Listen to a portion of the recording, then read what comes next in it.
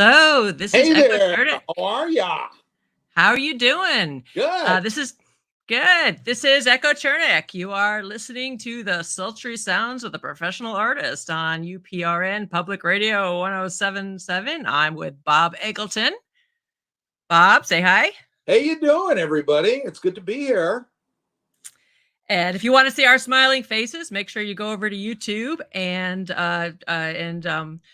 follow us there as well. It's on Echo Chernik. And Bob, you have been illustrating for what, 1,000 years now? Oh, but I had decided, this goes back way back. Okay. I decided in 1969 I wanted to do comic books. I wanted to do comic book covers. I was 9. And comic books, and I actually thought comics were individually drawn for me. I had this weird idea that they were. I was later For you specifically? Yeah. And I mean, I grew up with Jack Kirby, with Mike Ploog, with John Severin, with John Buscema, the greatest. The Marvel bullpen is what they called them, and that's what I was really into. And the thing was is that it all coalesced for me because back in 1964, this is 60 years ago, I was taken to the New York World's Fair and I saw dinosaurs for the first time in my life. And I saw the Tyrannosaurus Rex, the Sinclair Oil. Sinclair Oil did this big exhibit of dinosaurs in early, and it was like they had a freaking Tyrannosaurus Rex and they had a freaking Brontosaurus and we called them Brontosauruses then. And then they had a Triceratops, and this 4-year-old had never seen, 3 or 4 year. No, I was 3. I'd never seen anything quite like it in my life. And so 2 years later, 3 years later, my mother bought me a present at the local store, and it was 69 cents. It was an Ideal board game. Remember we played board games back in the day? And it was called the Godzilla the Game. And it had this big, she goes, it had a dinosaur on it. And it's like Godzilla torching New York City. And I was in love, and I said, "Who is this Godzilla? I'm going to find this Godzilla. I'm going to pursue this Godzilla." But in the meantime, I was a kid in school and elementary and all that, and I had done this kind of the art teacher had given me some things to put together with shapes. They give you a bunch of shapes, and they go put them together and make a picture out of them. And these are glue on. You use the old glue. Remember the old the glue you could eat, And, the edible stuff. Yeah. and what the art teacher, I did a boat on an ocean. The art teacher was floored when I took these triangles and put them one over each other, so it looked like perspective. And she just calls my mother in. Are you the mother of this child? Like that. So what has he done now? She's saying. And she said, look, he did this. She goes, he is gifted. He is talented. You need to do something with this. Encourage this. So my mom got me into a lot of classes. This is a really long historical thing. And my dad, who was sat me in front of a chalkboard. I was very ill when I was a kid. I had a lot of different things that I won't get into, but just stuff. And so he sat me down and he got me this chalkboard, his big old chalkboard, and I drew stuff. And he said, "This is how perspective. This is how when you do a house, the chimney's like this way. It's this way, And and how everything had a back to it and a front to it and things like that." So I was learning this stuff at about 5 or 6 years old. And my dad was an engineer, and he was he worked with machines a lot. His name was Richard, and really wonderful guy. And God, I miss him. And he invented the Teflon nonstick frying pan, to give you an idea. So every time you've cooked in a Teflon nonstick frying pan back in the day, that was my dad's patent. But he never saw any money out of it, because he was not really good in business. But anyway, be that as may. They took me to he introduced me to Star Trek in 1968, right at the height of the Vietnam War. Here I'm watching Kirk going like, in the heart, in the head, I won't stay dead, while something sits back and laughs and starts it all over again. Kang! Like that, and this was like, I'm an 8-year-old, and it's like, this is having this profound effect on me. And then in 1970 or 71, they released 2001: A Space Odyssey, the Stanley Kubrick movie, and it came to the local theater down here, big screen we had. And they said to me, they go, "Oh, we're going with a bunch of adults." And they said, if you need some explanation of what this film is like, don't hesitate to ask. Well, guess who explained it to them? And then anyway, so I grew up as a child of the 70s with the comic books and Famous Monsters of Filmland and everything. There's no internet. It was just creature feature on TV. We go to TV guides, the monster movies on TV or the science fiction movies. I watched Star Trek, Space 1999, anything science fiction. We were so desperate for it. There was no streaming. There was no DVDs. There were no VHS. There was none of that. And that was the future.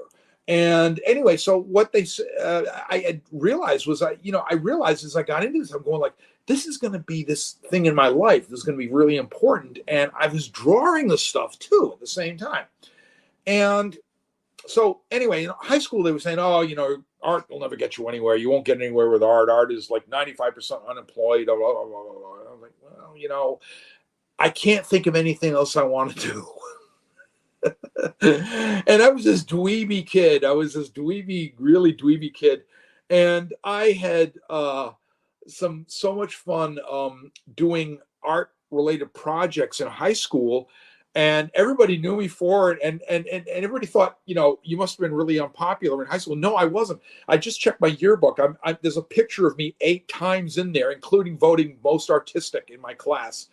And so anyway, I got out of high school. I met an artist named Eric Ladd, who at the time was the vanguard. He was with Carl Lundgren and Mike Whalen and all these new artists coming into the thing who were doing book covers. And I saw an article on him in the paper, and I called him up. I called up the guy who wrote the article, and he said, "I'll give you his number." And I called Eric up. And Eric said, "Hey, come on down, man. Eric's like a hippie." And he was like, "Come on down," like that, So, it's like I walk into his house and those interesting plants you have growing there. And anyway, Eric showed me his paintings, and he looked at my work, and he said, "Jesus," he said, "you're really talented." And he said, "I think you got a place here. You got to, they're looking for all kinds of people. This is going to be very big." And so he said, "You got to go to a show called Boscone." And it was in Boston, Massachusetts. And he said, "The best artists in the world are there." And he said, "You're going to love it." So 1979, on a cold winter's day in February, I took a bus up there, paid $5 to get into Boscone.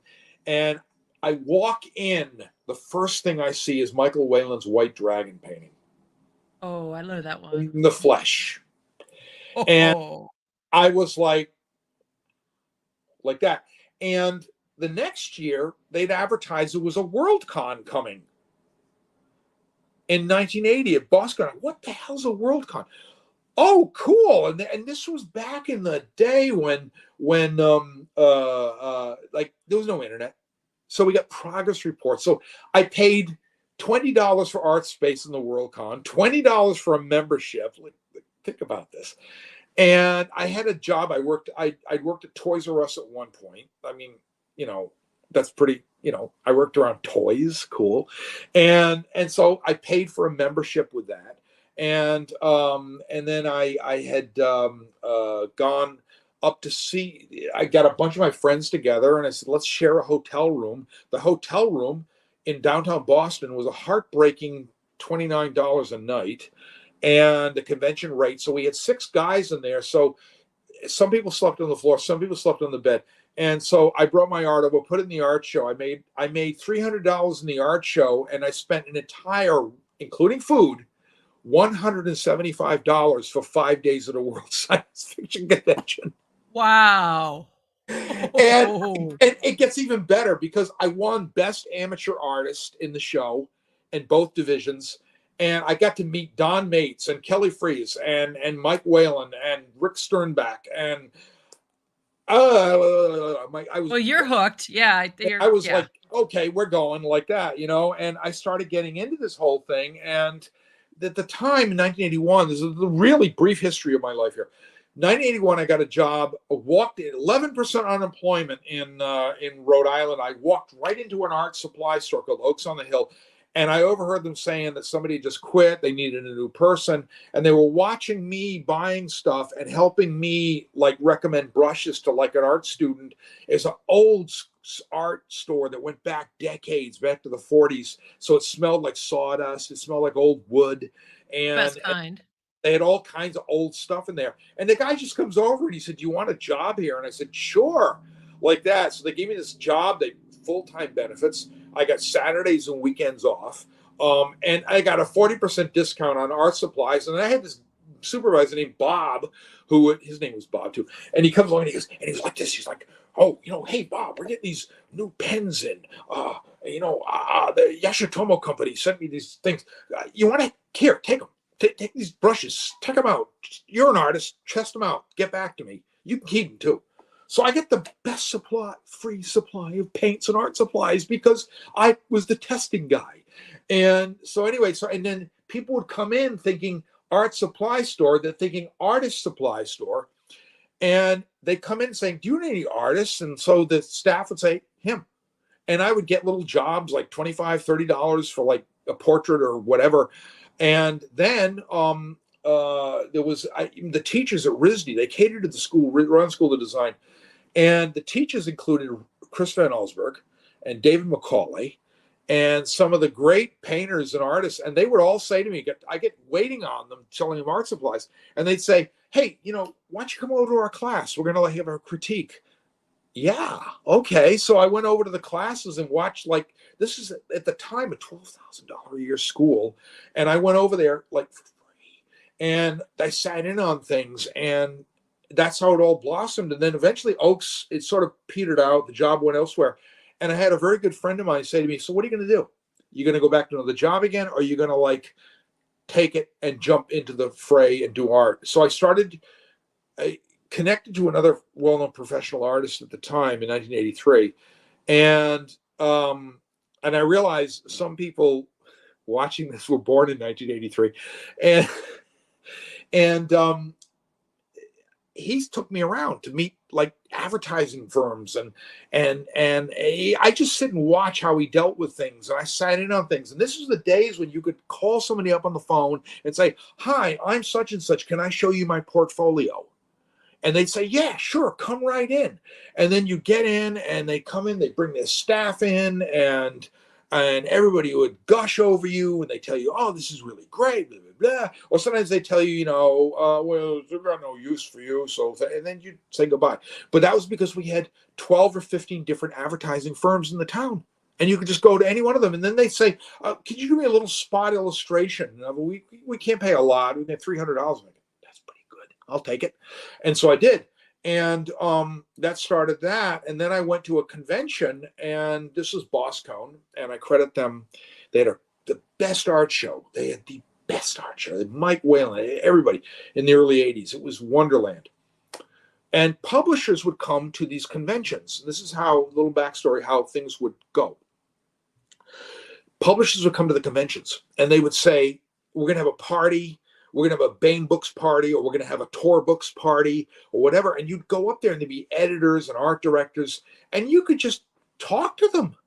And like at one point, Jim Bain, founder of Bain Books, looked at my stuff and he goes, "Hey, I like your stuff. It's really good.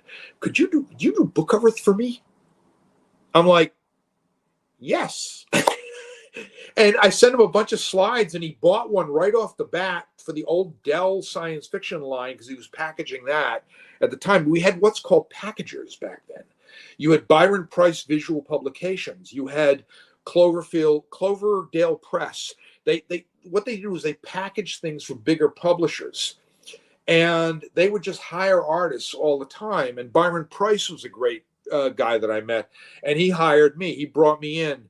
And I would traipse around New York till my feet were sore, and I'd have my portfolio with me, and I'd make appointments on payphones and everything. This is what you did. And I'd stay in like a 42nd Street hotel where it's like there's something going on in the room next door. You know what I mean? And you're like, and meanwhile, I'm just traipsing around, and if I was real lucky, And it happened. I came out of New York with a couple of book cover jobs, and it was like, and they just said, hey, we've seen your stuff at conventions, not the internet. We've seen your stuff at conventions. And we love your stuff, and that's how it all started for me. Now that's 40 years ago. That's a long time ago. And then things became very, in the 90s, I was really rolling along. I was half my age now that I was in the 1990s. So I had the energy and the chutzpah to do it. And the thing is that I didn't quit. I stayed at it. I didn't take the rejection. And I had rejections. I had people telling me, well, your work's not up to our standard. I didn't take it badly. I just went to other people that liked my work. And that's what was important, is you stay at it. You get knocked down, you pick yourself up, you stay at it. That's what's important about anything. And that's my advice to any younger artists, any illustrators, anybody. You get knocked down, pick yourself up, keep at it. And if you do something you love, and you have the passion in it, you have the passion, the excitement in it, the money will come. And all of that will unfold before itself. And unfortunately, as we were talking earlier privately, things have just got complicated now. Everything's so complicated. Like they don't talk on the phone anymore. Nobody wants to talk on the phone. I've encountered things, Echo, where people say, oh, younger artists say, well, they say, oh, this person said, I can't look at your portfolio legally. Yeah, because of it's more complicated than it used to be. It used to be you just meet up with them, like you were saying. You just meet up and they're like, "Oh, here's a job and here's another job." And now it's there's more paperwork and it's more complicated. Yeah. You said you were running into that. Yeah. And it's something to see, and I've found myself, as I've gotten Godzilla came back to me in 1998, was my mother. I always loved the movies, and I went to here we go. And I went to the movies and all this kind of stuff. And then my friend, I started working with Dark Horse Comics, who were publishing Godzilla books at the time. And Randy Stradley, who's the editor there, is a big Godzilla fan. And he called me up and he said, I would do a couple of covers for me. So I did the covers. And that was great. It was just like so much fun to do. And there was approvals. And that was my first introduction to dealing with licensing and approvals. And I can get into that a little bit, where, you deal with licensors, and sometimes, unfortunately, it's really strange because you know more about their stuff than they know about their stuff. Yeah, and I've run into that. I found that with the Star Trek people. God bless. I mean, Paramount Pictures, love you. You did a great product, but your approval people were kind of weird when I was working with them, saying, like, I said, no, that's the call letters of this starship. That's the call, that's the way the trim looked on it. That's the way it, anyway. So, and they're going like, no, well, that's not our thing. And I'm going, and then they come back and they say, well, you should have done that way to begin with. And I'm going, well, I told you. It's like, let's see. And it was this whole political thing where they don't want to look bad. They were wrong. They don't want to say they were wrong. And that's another thing you've got to admit. You've got to say to yourself, to be successful as a person, as an artist, you've got to say sometimes you're wrong. But you're, like I've said many times, I've said, okay, I made a misjudgment on it. I was wrong. And don't be afraid of that, because people will appreciate it. And as anybody that knows me, I have an honesty they call it to a fault. But communication is really important. Sometimes you just have to buckle up and communicate with your client. I've had to call people up and say, listen, we got to communicate here, because there's obviously we're not communicating. Yeah, because you end up dealing with a committee. And like I said, I did magic cards in 1997, 96, 97, 98. And it was a blast. It was like I did these little paintings, and I worked with a wonderful person named Maria Cabardo and Sue Ann Harkey, and they were wonderful people. And we worked with faxes, right? Faxes. Oh yeah. Yep. And I'd scribble something. I'd do something like this, and I'd like stick it in the fax machine, and they'd say, because Maria called me up and she'd go, "Hi, Bob, like, it's Maria," like that. And she'd tell me about how her life is going and her kids. On a corded phone that was stuck to the walls. You couldn't go that far. And she'd say, "Hey, listen, I need you to do a card for me. Could you do like a tornado hitting a mountain? That's kind of your kind of thing, isn't it?" I'm going, Yeah. So I'm like literally got a pad in front of me as we're talking, and I'm going. And then as we're talking, I was like, oh, so how's the kids doing? And all like that. And I said, your fax machine ready? And I fax her a sketch. And she'd call me back in an hour, and it'd be like, I'm going to hold it up above the cubicle, Bob. And you'd hear, and she goes, I think that's an approval. And I'm like, those days. Great. And she goes, here's the thing. Can I, I need it. I know it's Tuesday. Can I get it for Friday morning? I know it's tight. Can I do that? I can throw you another additional money. Okay. Like that, so, and this is just literally how things fell into line. It was just like easy. You just call people up and talk to them. And the communications was really great. And this was way before the internet. This was way before we started talking on emails and doing Dropboxes and doing sites and all this kind of stuff.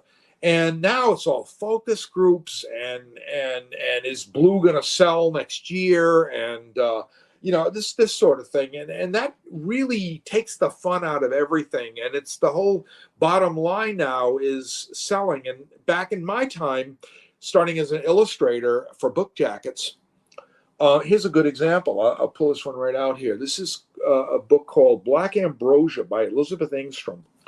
And back in the day, it was published by Tor Books. They had Tor Horror. They had a Tor Horror line with the most lurid book covers you'd ever seen in your entire life. They were so lurid, they're in a book. This is actually featured in a book called Book Covers from Hell, like that, because I was part of that whole thing.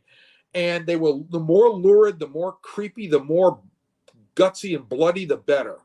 And anyway, so Black Ambrosia,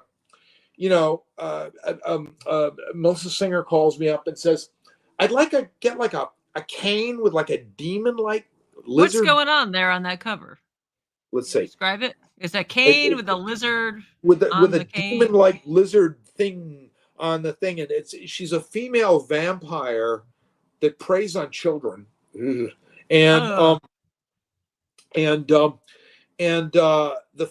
book, trust me, it went there. And now, that was 35 years ago. Now I'm being paid to recreate, to do, not only they're going to use this in a specialty edition of it, but I've got to recreate like a back cover for it. And then I got to recreate an interior opening illustration showing this vampire monster kind of thing.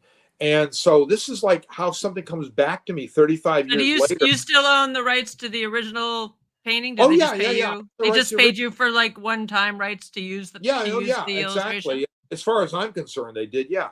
And back then, I don't remember actually. There was no paperwork. They just said, we'll just pay you like that. Sometimes you walk into a place, you could actually pick up a check walking out. I'm going like, oh, I did that book. Yeah, we got the check for you. Thank you. Wow. Like that, and it was a lot less complicated than it is now. So anyway, so I did this thing and I gained a lot of people that liked my work. And so in 1988, I got my first Hugo nomination for Best Professional Artist. And I didn't think I was going to win because Michael Whalen was the top of his game at the time. And I said, Michael's going to get this. And that's cool because I love Michael's work anyway. I was nominated. It was kind of cool. And then in 1994, when I thought, Michael's probably going to get it again, I got a phone call saying, you just won the Hugo Award. I was like, and so I literally got on a plane to Canada the next day and I went up to Winnipeg to go collect it. And I did this whole song and dance in front of the costume thing. And George Barr represented me the Hugo at the time. And it was freaking hilarious. It was hilarious. My hair was so much longer. It was down here. And I was a lot younger. I was 35. Yeah, so and then that resulted in kind of a string of wins for different awards, Chesley Awards, Hugo Awards, and so on. And I just kind of kept at it. And and then I'm entering my age where I want to do the things that count and the things they remember me for. I used to do a lot of advertising work, Echo. I used to do a lot of advertising work. And it was mindless, to put it delicately. I did some billboard artwork. The people I worked with were great. My friend Gary Kashik, he's an art director. I loved him because we go out for lunch and we talk how stupid something was and just do it. And anyway, so I did this stuff, and it's sort of misforgotten stuff because advertising does even those agencies, the way they did business it's just gone now because yeah. What's happened is the internet happened. Now everybody can look things up on the internet themselves. Back then you had to have like a trafficking person or a media consultant, and he or she would come along and they'd go up to MIT, not far from here, which is 40, 50 miles from here. They go up to MIT and use their internet or the ARPANET or whatever it was called back then. And they'd use that to get information this is way before Bill Gates created any kind of formats or anything. And they get all that stuff. So the information was very limited. So you had to hire people to get it. And now, as the internet came along, information went like it was easy to get. So advertising agencies collapsed like dominoes. And these clients were saying, what are we paying them $25,000 a month for anyway? Really? Like that, and so everything changed. And right now, I would say that most of my stuff is sales of originals artwork. I do some commercial work. I'm doing a bunch of book covers, but they vary in price ranges and all kinds of stuff because they're just fun to do. And You're doing a lot of cool new stuff. You were telling about a new project you're getting involved with. Yeah, I'm doing, well, here's one thing that I want to bring up. I had approached a publisher called Easton Press, and they do specialty books. They do gourmet books.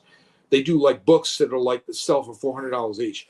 And I said, if you guys do King Kong, because I happen to notice they had the novelization rights to King Kong. Well, in 2021, the novelization rights became public domain. So they said, cool. Would you do King Kong for us? And I said, yo, cool. And we can pay you X amount of dollars. And I said, and that'd be for 8 paintings. I said, well, for that amount of money, I'll do 10 paintings for you. So I did this beautiful, look at this thing. It's just, look at that, gold edges. And like you open it up and it's got a certificate of authenticity. And this is the stuff. And guess what? At almost $400 each, and 1,200 limited edition copies signed by me. It even says on the spine, look at this. Illustrated by Bob Eggleton, King Kong, Bob Eggleton. Awesome. And this is the movie that did it for me back in the day. And I did this thing, and they're down to like 40 copies out of 1,200 now. It's gone. That's awesome. And I'm working on a project called Hyperborea for Centipede Press, and I'm doing 15 color pieces for it. I'm working on you can see part of the last one in the back here.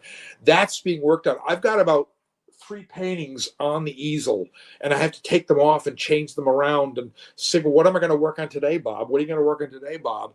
And this caters to my ADD. I have ADD, which is, I'm honest about that. It's cool.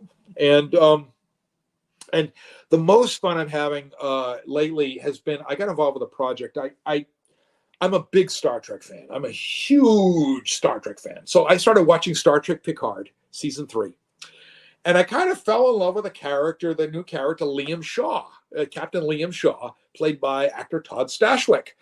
And I said, this guy, I love him. He's me. He's like, this Riker and Picard talking about how legendary they are and stuff like that. And then he's in the middle of it and he goes, or they could think about the time that you got, this sort of, I'm kind of the same way.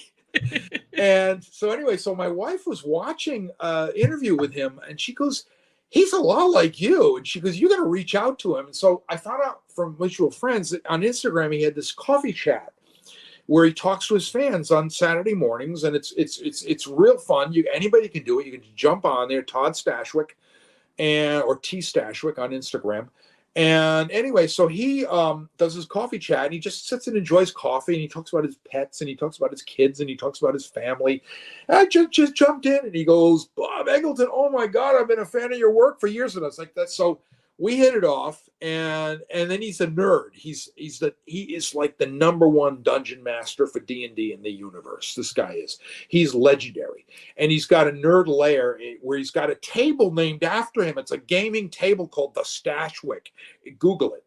It's named after him, and it's got fog. It's got nitrogen fog, and it's like a movie set. It's just incredible, and he gets celebrities, and he does celebrity D&D matches and raises money for children's cancer charities and stuff. And I love this guy.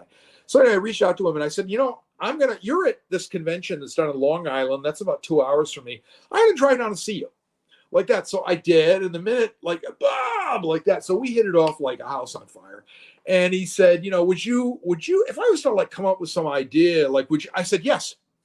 And so anyway, so he started this idea with his friend David Nett, who's now a friend of mine, and they're this golden guy, they're just awesome guys. And they did a project called it's called Progcore, and the whole thing is to capture what we loved about, some of us loved about the 1970s fantasy scene, Dungeons and Dragons, the movies of the time, including Labyrinth or like Legend, the Conan films with Arnold Schwarzenegger, the Dark Crystal. Yeah, all this stuff like this that was like the Ralph Bakshi films, the Rankin Bass, The Hobbit. Remember that film? It's like they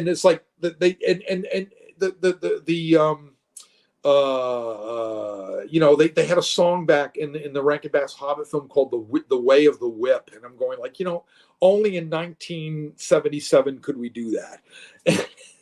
And anyway, so that's what he wants to recall in this, and he makes it an agnostic, what he calls an agnostic thing that you can apply to Dungeons and Dragons without it actually being listed as a Dungeons and Dragons kind of thing. So the whole thing is going to be, it has the 3 pillars of it are wonder, mystery, and danger, and it's called the Dark Age of Fear. And it's just, okay, the best way to go is go to www.progcorefantasy.com, and it explains a lot of things. I worked on an animation on it to promote it with his son Oscar, who's a wonderfully talented animator. And Todd and I have hit it off quite well as friends. And, I'm like doing this, having a lot of fun. I designed a dragon for him called Thrum.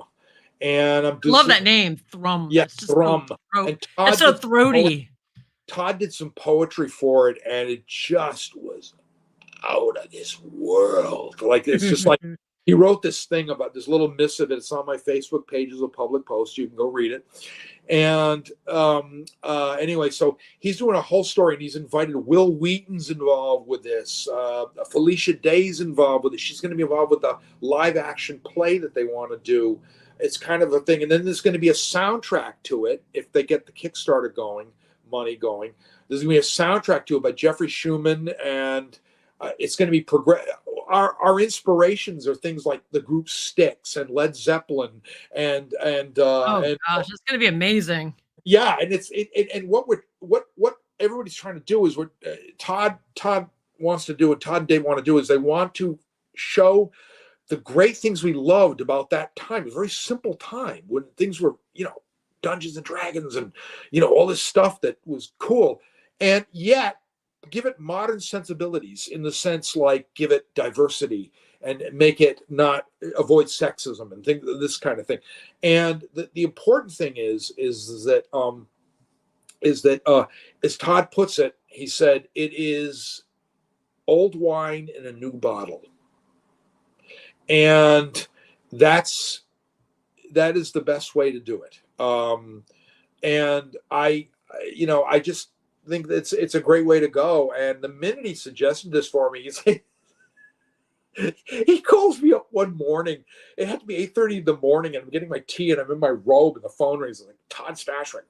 He goes, "Hey, Bob," like that. He just like, that's how he goes, "Hey, Bob," like that. He goes, and he goes, He goes, so I got this dragon idea, and he's making dragon sounds with his throat. Like I'm going, this is amazing. It's like the captain of the starship Titan, and he's like calling me up and then making dragon sounds at me. And you're in your bathroom. So I started like sketching up ideas of what, and we started going back and forth with ideas, and you know, it's just such a great project. And David Nett, who's another guy, he runs a geek gym in Burbank, and he's an ex-actor. He's an actor. He used to do a lot of acting, and he's done some YouTube things, and he's another nerd impresario. And he actually came to visit us at when we were in Hollywood. We had lunch with him. And what they've done is this is really great for younger artists. They have opened up something called Progcore Fantasy Artist Quest. And you can find it on their site, on the whole Progcore Fantasy. What's the website again? Just say the whole name. It's Progcore, www.progcorefantasy.com. And it may go to the Kickstarter holder page, whatever, but you'll see the whole, they've got a thing called Progcore Fantasy artistquest.com, I think it's called. Anyway, so they're opening it up to artists. They need 2 artists, and the artists that not necessarily people like you or myself who make a living doing what we're doing, but like discoveries in a sense. And at least 2 of our illustrators of the future people I know have put in the fray. Yeah, and, go guys. Yeah, and like, you know, it's just like so nice to like see. It's so nice to you know, get that going, because we need to get the future interested in art, because we need art more than we've ever needed it. There are forces in the world that want to take the creativity away from us. There are forces in the world that want to destroy this stuff. And, you know, I won't get into that, but like, just say there are forces in the world that want to make us conform, fit into a box, and, you know, but we need to build that future. We need to build the future of the people we are that we want a creative future. And that's so important. I mean, people gave me a leg up when I was young, so I'm perfectly willing to give them a leg up, because that's what I do. And it's good karma. It comes back to you and all that kind of stuff. So they can just enter there, right? Just throw. Yeah, that's right. Yep. And of course, what? Anybody ask anything yet? Yeah, I think you should be able to see the questions on your thing. I clicked the button, but I don't know. Where's well, I don't know. I'm not sure. But April says hi. Hi, April. April says hi. Christopher James says his hey, Echo and Bob. Aiden says, I want that table. Heath White says hi.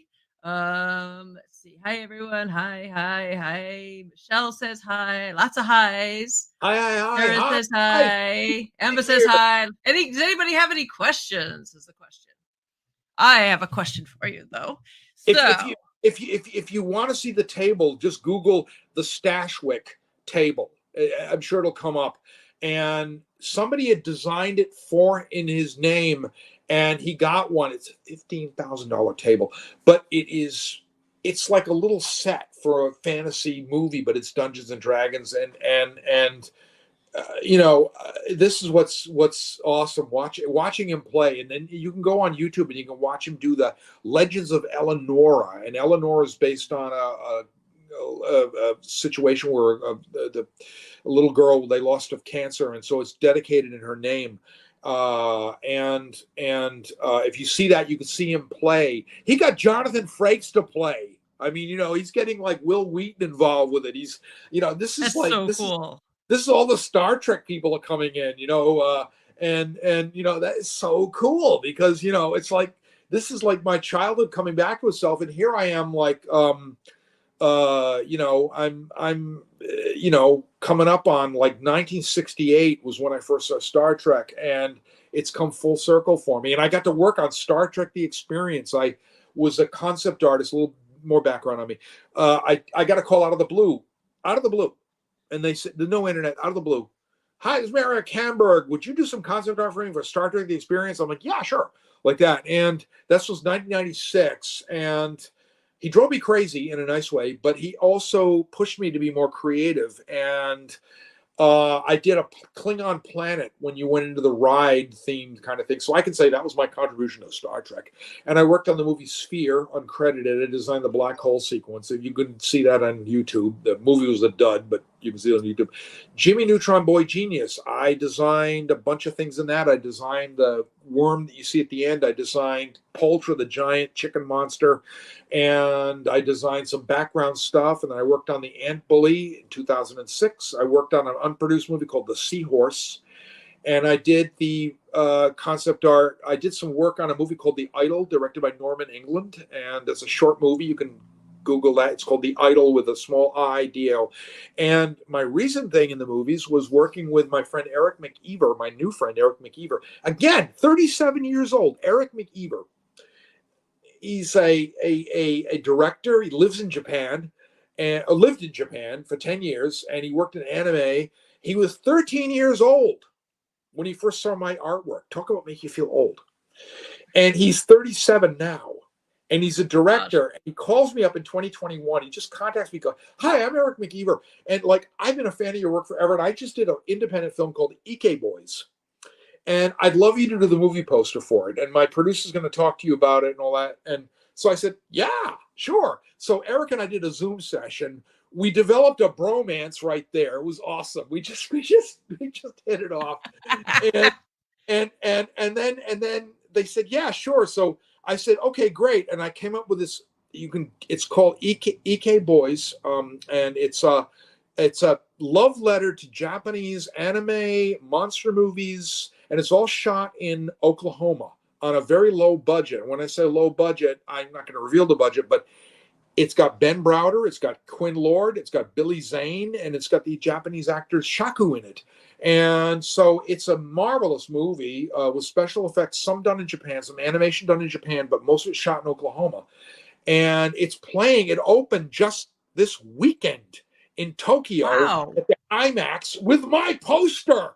This is my poster with it, all over Tokyo. And Eric's doing press conferences, and he's and all kinds of stuff. So, and in Japan, when you go to see a movie, they have what's called theater merchandise. And okay, you go to see a movie here, you spend what, $12 on a ticket. Over there, you spend $18 on a ticket, and then you spend $300 buying the merchandise, which is like usually like little action figures and program books and stuff. Well, anyway, Ike Boys has got T-shirts. It's got a car. It's got my stuff on it all over it, the poster, and it's just there. It is. It's all over Japan, and I'm so. How cool! Yeah, and so That's so cool. Eric and I have hit it off so well. He's doing more movies, and I'm going to be involved with him, and that's all I'm going to say. So this is how, when you network, this is a lesson here. When you network and you do something and you play on your instincts, it turns into something later that telescopes into something really big, and you take a risk on something. And I mean, I swear to God, even my accountant doesn't understand me, because it's like, they operate in this linear kind of way. And I'm going like, well, I operate in an instinctive kind of way, like if I feel good about something, the money doesn't have to be stellar to work on it. But if it's going to be pleasurable and establish good contacts and good relationships and good, it just, everything falls into place. You don't know where it's going to lead either. You might do a project that's smaller and it's going to lead to something amazing down the line. So, and exactly. And I've been doing this 40 years, right? And I've been everybody's going like, "Oh, so it's very seat of the pants." And I'm going, well, I've been seat of the pants for 40 years. I don't know what the hell's going to happen. And, and so it may be great. It may be, it may go nowhere, but the idea is to take a risk on something and take a chance, because if you don't take that risk, you'll never know. Pass or failed, you'll never know. And, the answer is always going to be no if you don't try. Yep. I don't know about you, but you end up, and if it's so out of your comfort range, you might end up with this slightly different style that you're like, huh, look at that. Now I have a new style that might lead to Exactly. something later. So, That happened is that, I've changed my style so much over the years. This is kind of fun. I've gone from a kind of a real slicker airbrushy style to a much more painterly style where I'm working in, I like tactile and surface texture on things and all that. And I make a lot of hand movements here, but I like a lot of doing a lot of surface texture on things. And it's funny because somebody did this thing where they wanted to try to see what they would get if they could AI me prompt Bob Eggleton, and they can't. God. It was a mess. It was an absolute. It looked like Salvador Dali meets Picasso meets Turner or something. Just a disaster. And I'm looking at how can AI know what you're doing if half the time you don't know what you're doing, right? exactly, and it's like that's the thing. If you kind of keep one step ahead of it, you don't have to worry about it. That's what's been a good thing for me is that I've got a lot of longevity, and I don't, I had like somebody, even my accountant's going, 5 minutes. he's going like retiring. No, artists don't retire. We just draw we just draw our lives to a close. Oh, I was gonna say draw our own conclusions, but yeah, That's bad. That's bad. All right. So, have you done any Star Trek book covers? And are you going to be at Dragon Con this year? No, I'm not going to be at Dragon Con. I got to find a way to get invited to Dragon Con. I'll be at Dragon Con. You should be. Why are you not? You should be at Dragon Con. You should be. I know. I should be there. I will be at. Talk to April about that. She knows people. Yeah, I know. She's got me into Monster Palooza. April, get Bob to Dragon Con next. She's great. Okay? She's awesome. She just like April. You're on that. Like, she brings the guy that's running Monster Palooza onto her phone, saying, "This is Bob Eggleton," and and he goes, "Hi, Bob," like that. Like, oh, cool. April, that's like your homework. You're to get Bob to Dragon Con next year. Yeah. And then have you done any? Have you done any Star I'll tell Trek you, book great covers? guys. If you haven't seen April Solomon's work, go look at it online. She's brilliant. She's absolutely brilliant. And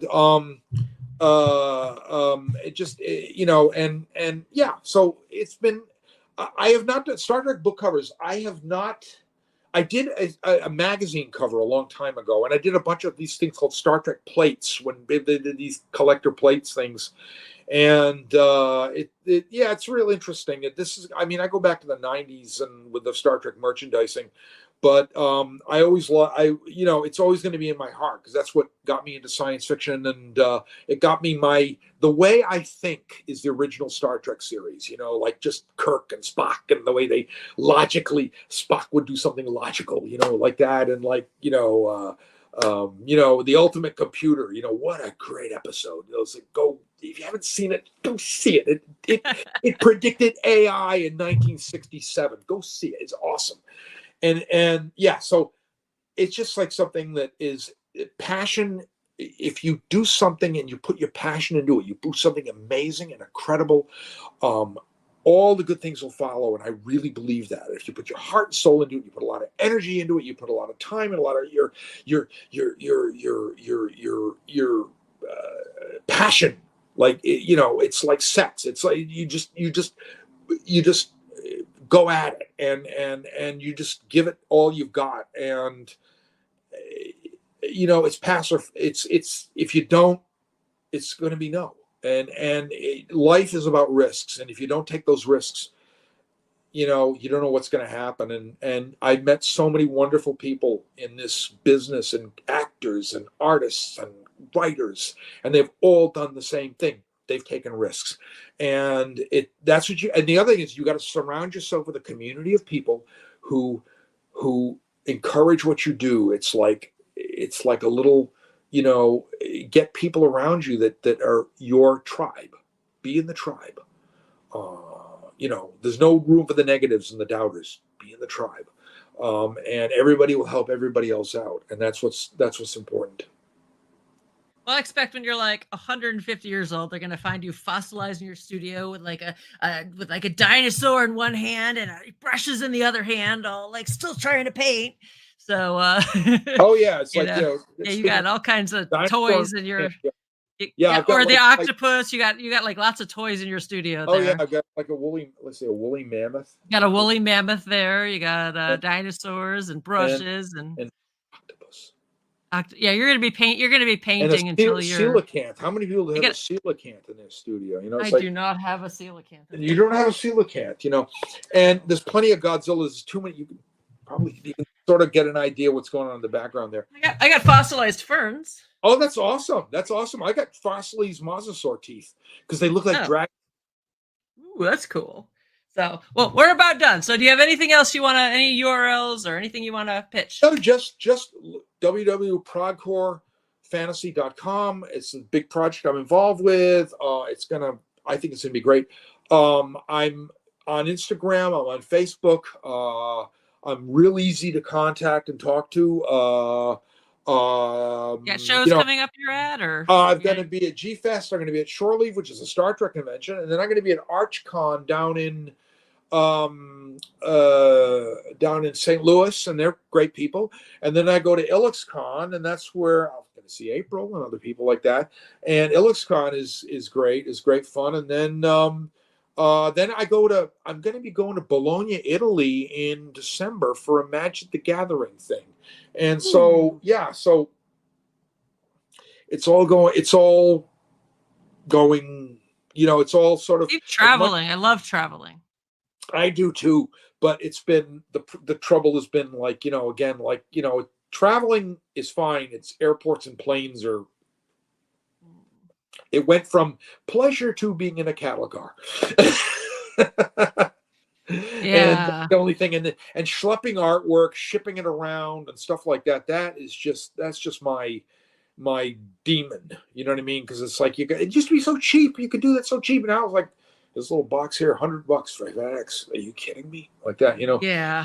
And So anyway, so I love everybody. Thank you so much. And I've been at this. This is I can say this is my. There's a Bruce Lee quote that I have on my wall, and I'll read it to you. Bruce Lee says, if you spend too much time thinking about a thing, you'll never get it done. Make at least one definite move daily towards your goal. And when you do that, because you can sit and vacillate and worry about things and all that. And in the end, none of that worry is going to buy back the time that that you need. And so you just go at it. And I know we live in a complicated world. Oh, is it complicated? It's scary. There's scary things going on right now. And you know what I mean?